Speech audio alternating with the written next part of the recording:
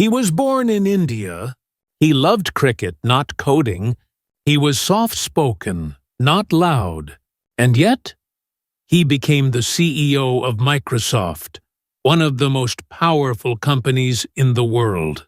How does that happen? How does a simple boy from Hyderabad rise to lead a global tech giant? This is not just a success story. This is a story of quiet strength, deep empathy, and the power of never giving up. My amazing friends, welcome. Today you are about to hear one of the most powerful and inspiring true stories ever told.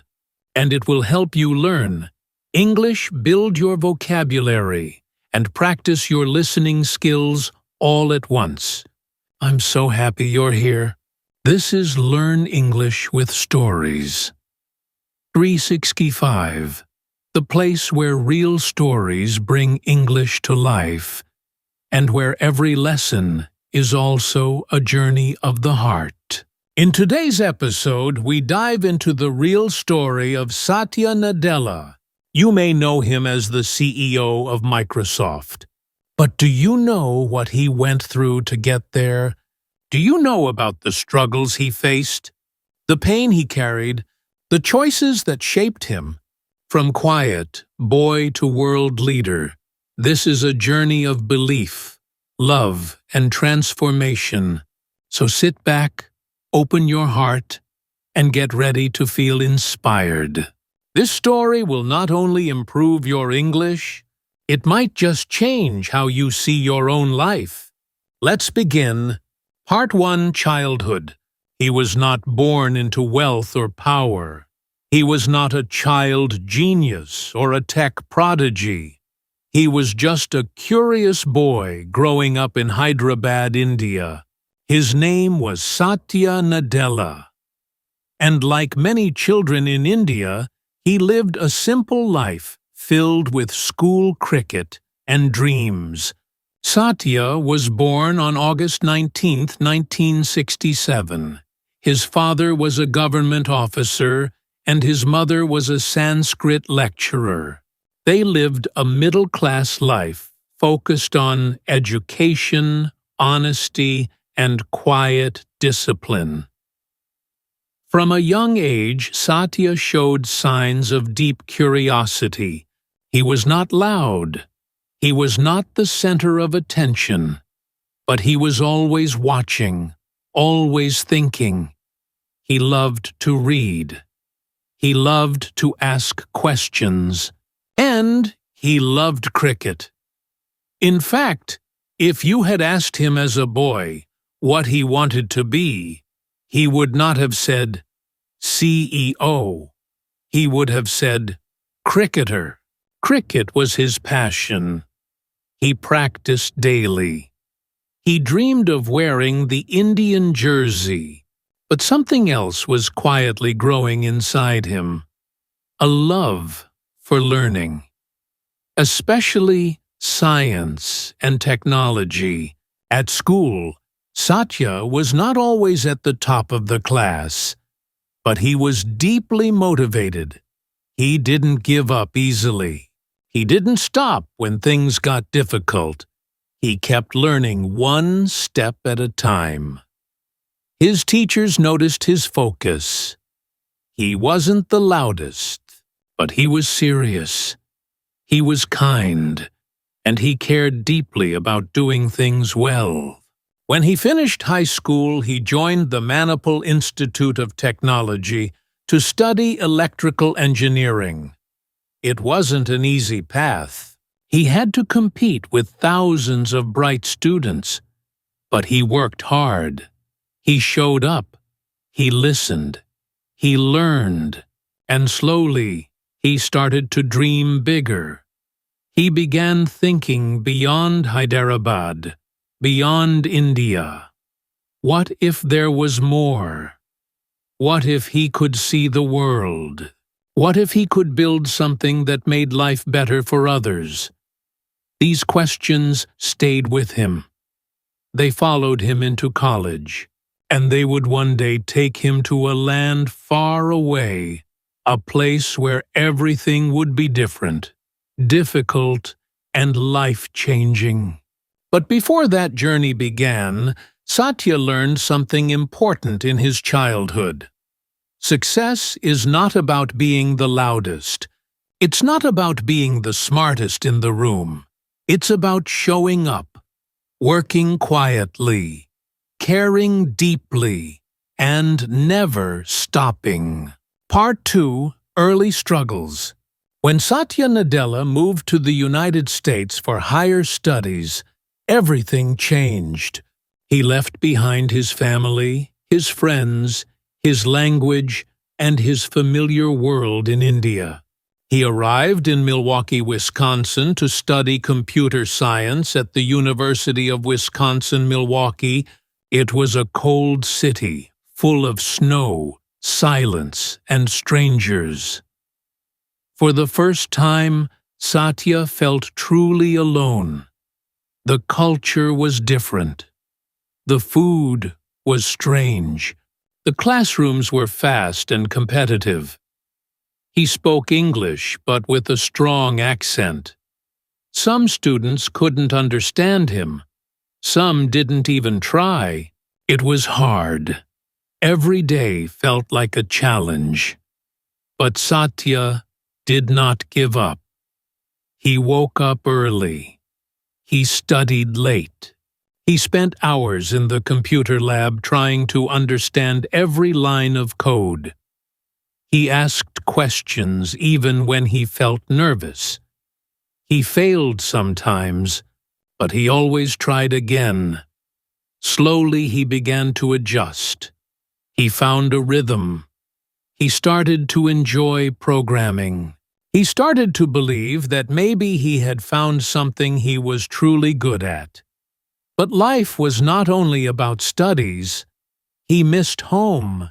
He missed the sound of his mother's voice, the taste of home-cooked food, the warm Indian sun.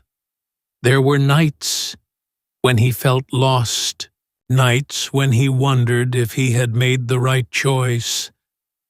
But each time he reminded himself why he came. He came to learn. He came to grow. He came to dream bigger. During this time, Satya also met Anu, the woman who would later become his wife. She was calm, strong, and full of warmth. Their bond gave him strength. After finishing his degree, he went on to get a master's in computer science at the University of Wisconsin, and later an MBA from the University of Chicago. These years were not easy. He juggled classes, jobs, and responsibilities. He was far from famous, far from rich, but he kept moving forward, slowly, patiently, one step at a time. He did not look for shortcuts. He looked for meaning. He wanted to understand not just computers, but people. Not just success, but purpose. Satya Nadella's early years in America were filled with struggles, emotional, academic, personal. But these struggles shaped him. They made him stronger. They taught him resilience. They taught him empathy. They taught him the value of quiet effort. If you are struggling with English, with life, with big dreams that seem too far away, remember this: Satya struggled too. But he did not stop. And neither should you. Part 3: Turning Points. When Satya Nadella joined Microsoft in 1992, he was just another software engineer. The company was already famous. It was the era of Bill Gates' Windows and big ideas. Satya was quiet, focused, and driven. But he didn't come with a loud voice or bold confidence. He came with curiosity. He came with discipline. He came with a desire to learn, not just to lead. For the first few years, Satya worked behind the scenes. He was the kind of person who listened more than he spoke. He didn't try to impress others with big words or flashy ideas. Instead, he quietly built things. He worked on products. He met deadlines. He earned trust. His colleagues began to notice his steady hands and calm mind.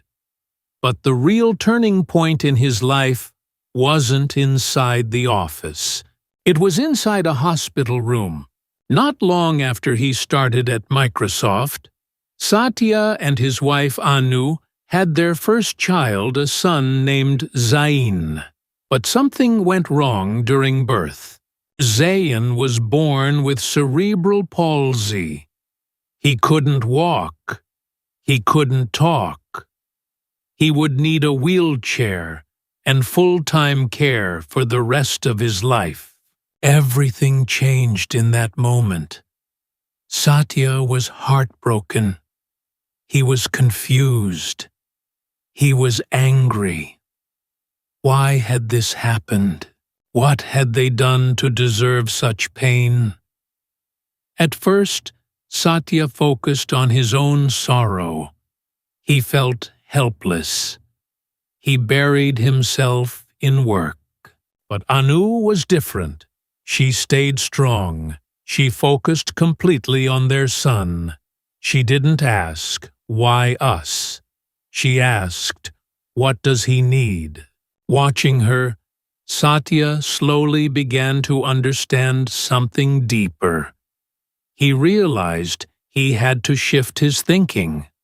This wasn't about him. This was about his child.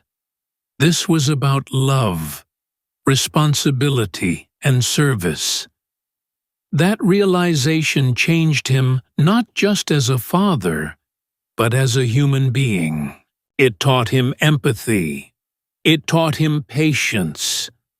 It taught him to listen with his heart. Back at Microsoft, Satya brought that same energy to his work.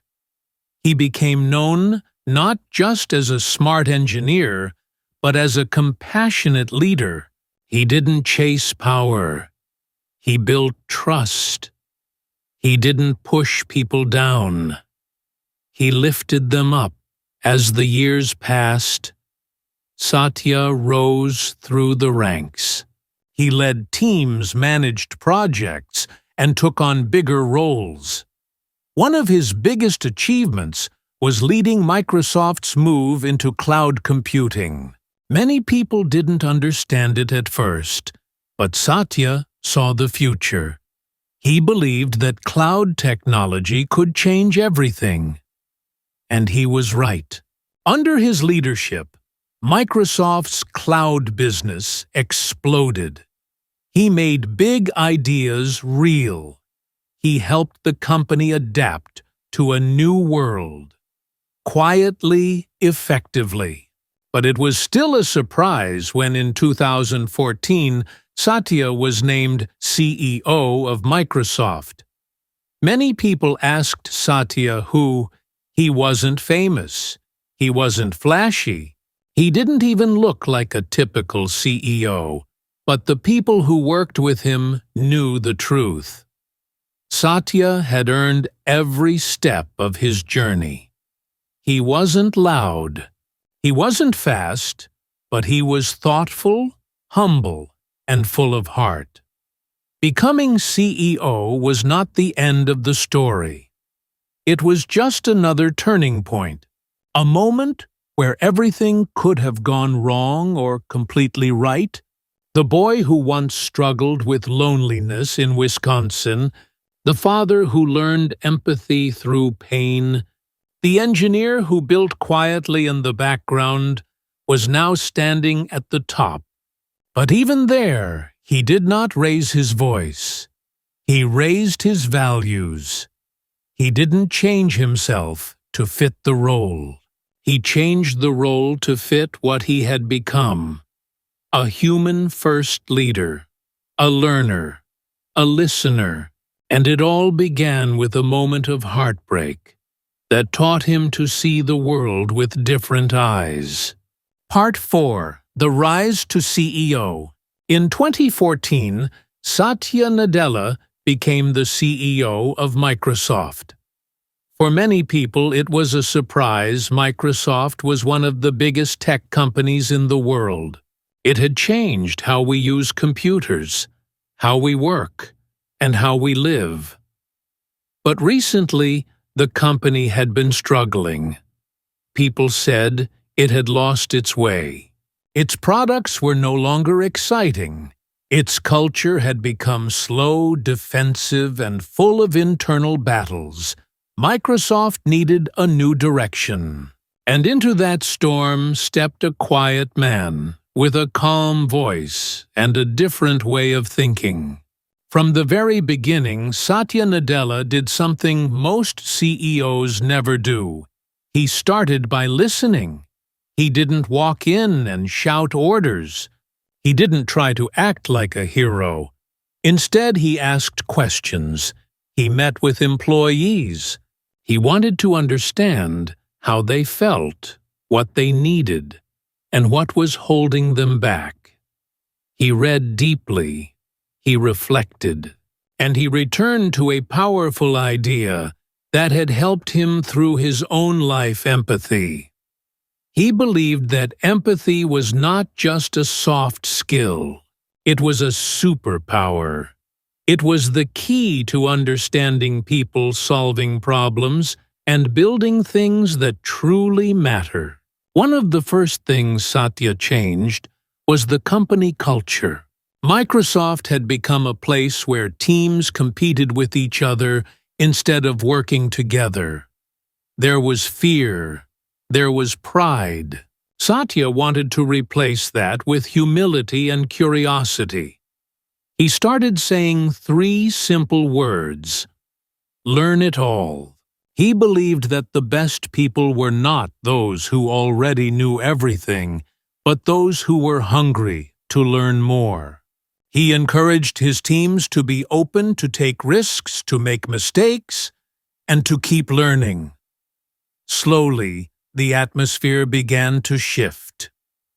People felt safer. They felt heard. They felt motivated. Then came the big decisions. Under Satya's leadership, Microsoft made bold moves. One of the biggest was focusing on the cloud. Microsoft Azure, their cloud platform, became the heart of the company's future. It allowed businesses around the world to store data-run apps and power systems in a smarter, faster way. Satya also opened Microsoft to partnerships that would have been unthinkable before he made peace with rivals. He brought Microsoft Office to Apple's iPhone and iPad. He made deals with companies that had once been enemies. He believed the world was no longer about winning alone. It was about working together to build better things. In 2016, Microsoft bought LinkedIn for $26 billion. Many people were shocked.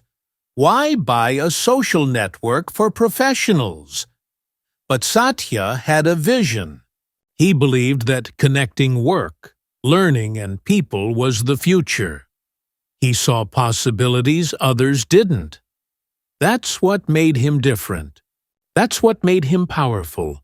Under his leadership, Microsoft's stock more than tripled. The company's value rose above $1 trillion. Products like Microsoft Teams, Surface laptops, and Xbox services grew stronger, but more than the profits or products, what changed was the heart of Microsoft.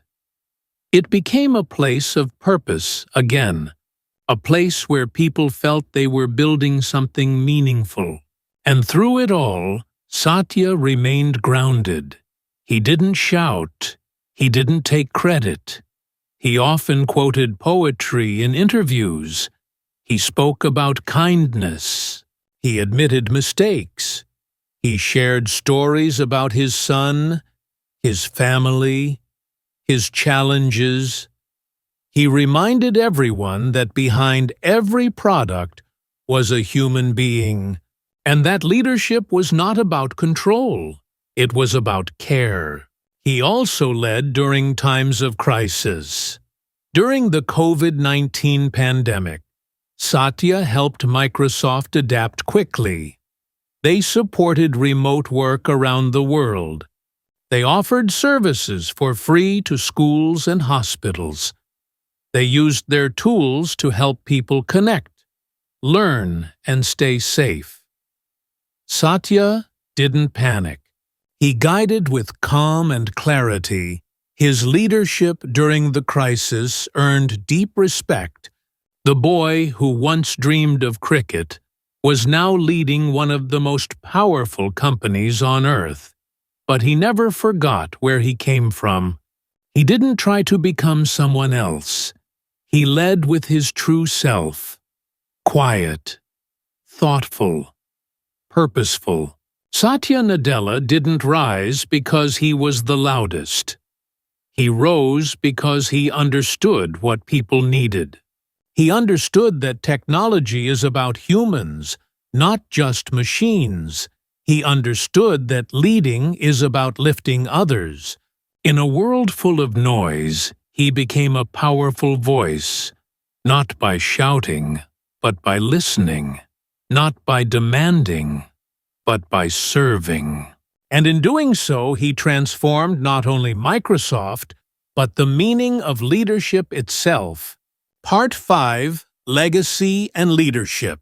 Satya Nadella did not just turn around a struggling company. He redefined what it means to be a leader in the 21st century.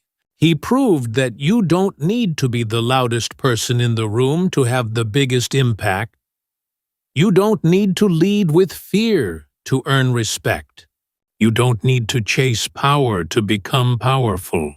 Satya's leadership was built on empathy, curiosity, and quiet strength, and that became his legacy.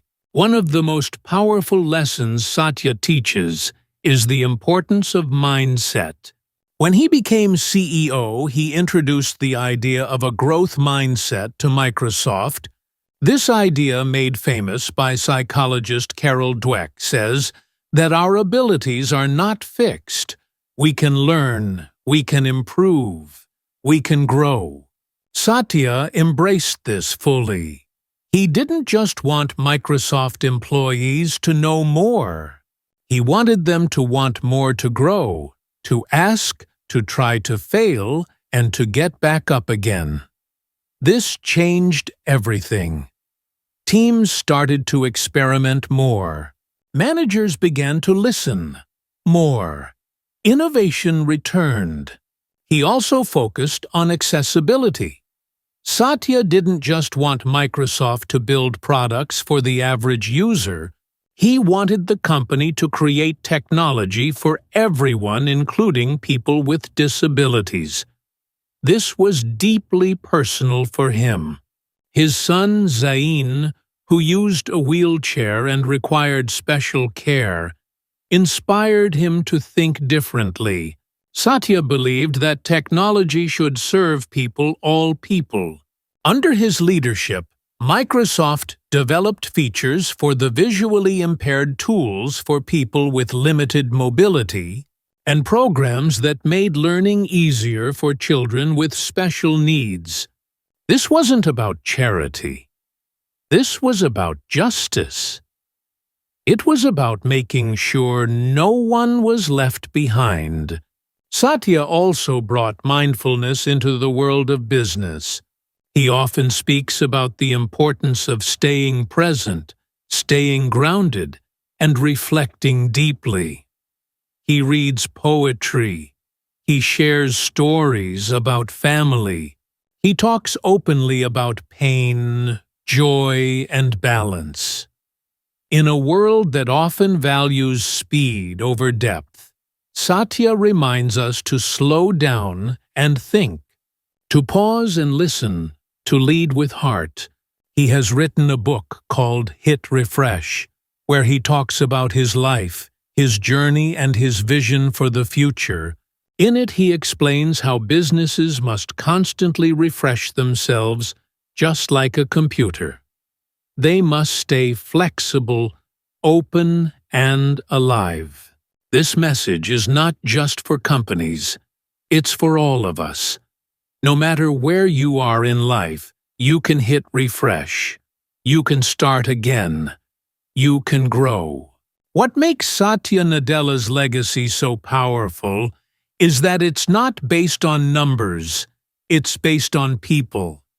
He didn't just make Microsoft profitable, he made it human again.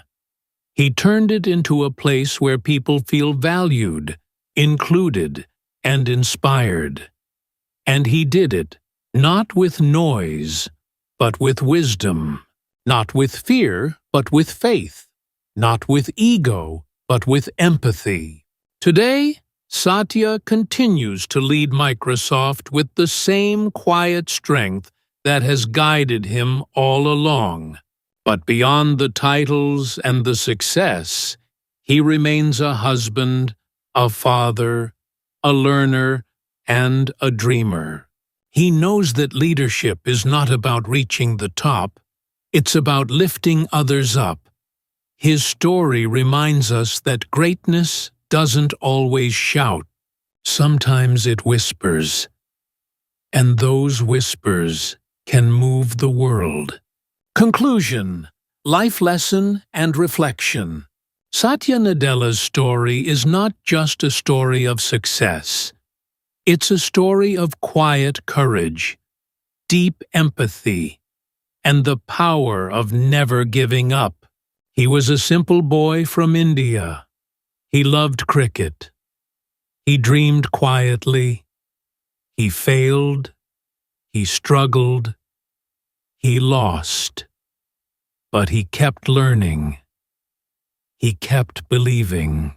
He kept moving forward. From Hyderabad to the CEO's office at Microsoft, his journey was not fast. It was not easy, but it was real. And in that realness lies the greatest lesson of all. Your background does not define your future. Your pain does not cancel your potential. Your voice matters even if it's soft, especially if it's soft. Satya didn't lead by pretending to be someone else. He led by becoming more of who he truly was. He used his own story, his challenges, his love for his son, his passion for learning to shape a new kind of leadership, a leadership based on kindness, on listening, on building things that help people live better lives. And now I want to ask you something. What dream are you holding inside you? What pain have you lived through that could one day become your strength? What lesson are you learning right now that could change not just your life, but the lives of others? You don't need to be perfect to begin. You just need to begin. Just like Satya. Thank you for watching Learn English with Stories 365. This story helped you improve your English, build vocabulary, and learn real-life lessons. If it touched your heart, share it. And never forget, your story is still being written. Keep learning, keep going, keep growing.